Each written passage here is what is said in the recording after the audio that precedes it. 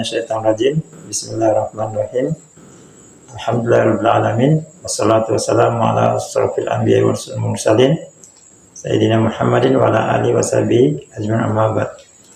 Puji dan syukur kepada Allah Subhanahu wa taala karena pada saat ini kita masih diberi kesehatan, iman dan Islam sehingga kita bisa beraktivitas sebagaimana biasa.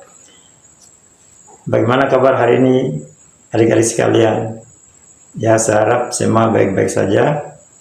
Ya, pada video kali ini saya akan menjelaskan tentang kandungan Quran Surat Yunus ayat 40 dan 41 dan contoh-contoh toleransi. Yang pertama, tafsir Quran Surat Yunus ayat 40 dan ayat 41. Tafsir Quran Surat Yunus ayat 40 menurut Jalaluddin Muhammad bin Ahmad Al-Mahali dan Jalaluddin Abdurrahman bin Abu Bakar As-Suyuti dalam tafsir Jalalain bahwa Quran Surat Yunus ayat 40 menjelaskan tentang penduduk Mekah pada masa Nabi Muhammad SAW terbagi menjadi dua kelompok. Kelompok pertama yaitu beriman kepada Al-Quran, dan kelompok kedua tidak beriman kepada Al-Quran.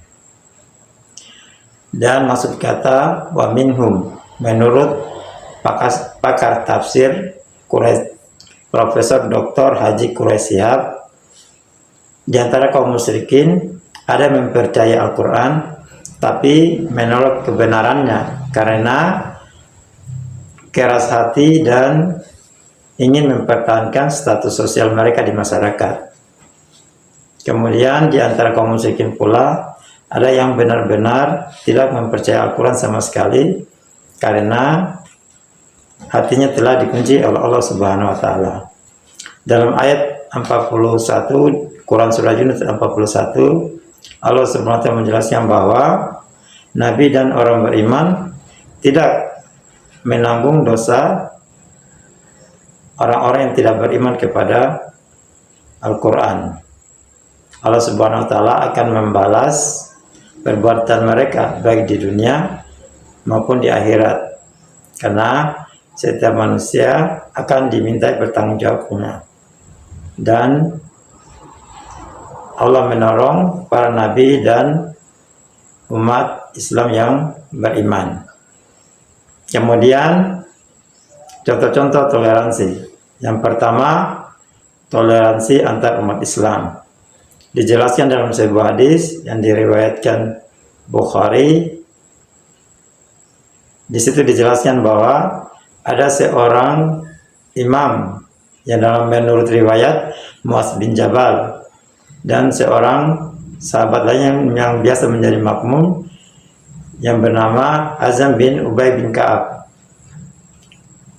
Jadi Hazam ini mengadu kepada Rasulullah bahwa sahabat yang menjadi imam yaitu Muaz bin Jabal itu dia terlalu memanjangkan sholatnya sehingga dia tidak mampu untuk mengikutinya.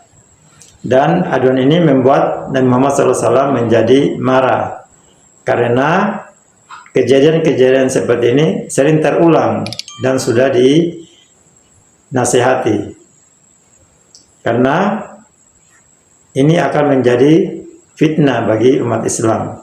Sedangkan Islam itu mengajarkan kasih sayang, sehingga sahabat ini yaitu Muaz bin Jabal diberi nasihat agar menyesuaikan atau mengkondisikan pada saat sholat, agar mengkondisikan pada saat jadi imam, karena kondisi makmum berbeda-beda.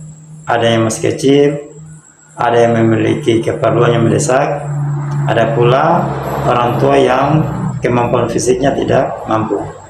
Contoh lain yaitu tentang toleransi antar umat Islam sebagaimana ditunjukkan oleh ulama kita, yaitu Kiai Haji Hasim Asari dengan Kiai Haji Abdullah Mas Kumambang. Jadi pendapat Kiai Asy'ari apabila menandakan waktu sholat dia menggunakan beduk, sedangkan Kiai Haji Mas Kumambang dia berpendapat untuk menandai sholat dia menggunakan kentong.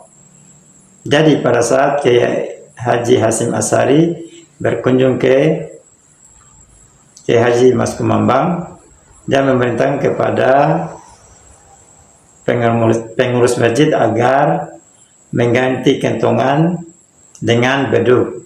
Begitu pula sebaliknya, apabila Kiai Haji Mas Kumambang berkunjung ke Tebu Ireng atau tempatnya Kiai Haji Hasyim Asy'ari, jadi Kiai Haji Hasyim Asy'ari menyuruh pengurus masjid agar beduk diganti dengan kentong sebagai penanda waktu salat. Kemudian toleransi antar umat beragama. Ini kita bisa ambil dasar dari Quran surat Al-Mumtahanah ayat 8. Di situ dijelaskan bahwa apabila orang-orang kafir tidak memerangi kaum muslimin, itu kita wajib untuk toleransi dalam hal-hal hubungan sosial, misalnya dalam perdagangan. Itu tidak mengapa kita toleransi kepada umat yang lain.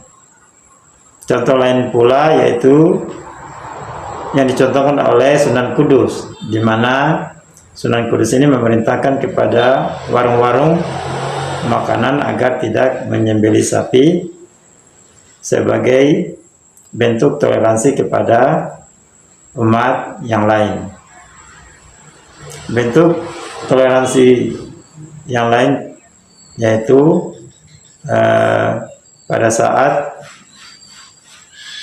seorang sahabat dia meminta kepada Rasulullah agar mendoakan keburukan kepada kaum Daus atau yang berada di Yaman agar mereka mendapat murka dari Allah. Tapi apa yang dilakukan oleh Nabi Muhammad SAW, dia mendoakan kebaikan bagi kaum Daus agar mendapat hidayah. Itulah contoh-contoh toleransi yang dicontohkan oleh Nabi Muhammad serta para ulama kita sebagai contoh yang baik yang harus kita ikuti. Demikianlah penjelasan dari saya, yaitu Quran surat Yunus ayat 40-41 serta contoh-contoh toleransi baik antar sesama muslim maupun antar umat beragama. Wabillahi taufiq wal hidayah. Wassalamualaikum warahmatullahi wabarakatuh.